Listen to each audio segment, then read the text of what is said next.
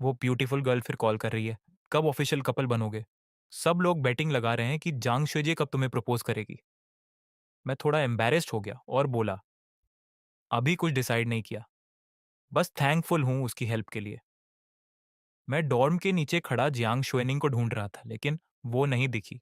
तभी एक लड़की जो मिलिट्री ट्रेनिंग के दौरान मेरी मदद कर चुकी थी, रेड रोजेस लेकर आई और नर्वस होकर बोली, जी शेंगनियन, मुझे तुम अच्छे लगते हो, क्या तुम मेरे साथ रिलेशनशिप में आओगे?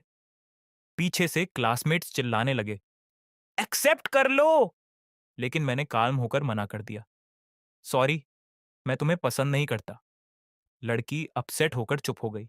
तभी पीछे से जांग शुएनिंग आई और मेरा हाथ पकड़कर बोली, शिंगनियन ने माना कर दिया है, बेटर है तुम जाओ। सब लोग उसे देखकर डर गए और चले गए। मैं सरप्राइज था। मैंने पूछा, सब तुमसे इतना डरते क्यों हैं? वो हंसकर बोली, क्योंकि मैं उनकी टीचर हूं। मैं शॉक्ड रह गया। उसने बताया कि उसने जल्दी ग्रेजुएशन कंप्लीट करके असिस्टेंट टीचर बन गई है।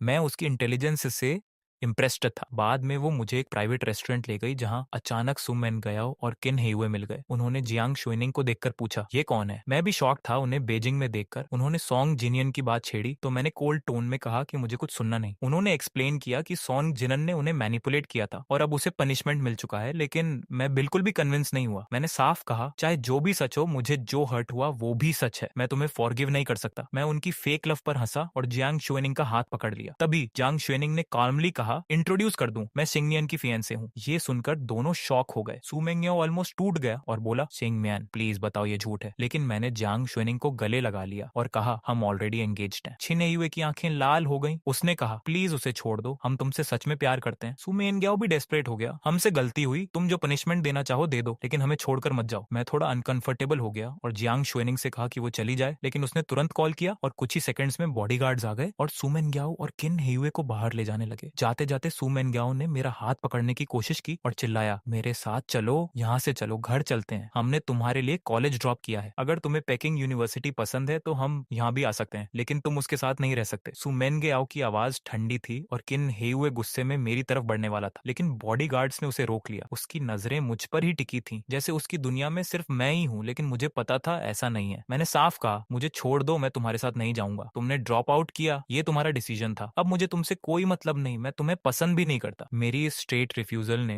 उनका दिल तोड़ दिया। जांग शुएनिंग ने मेरा हाथ पकड़ा और मुझे अंदर ले गई। उसकी सॉफ्ट वॉइस ने मुझे काम कर दिया। हम दोनों टेबल पर क्वाइटली खाना खाने लगे। हमारी पसंद काफी मैच करती थी। वह मेरा ध्यान रख रही थी, मुझे खाना सर्व कर रही थी, टी डाल रही थी। फिर उसने धीरे से कहा, तुम्हारे लिप्स पे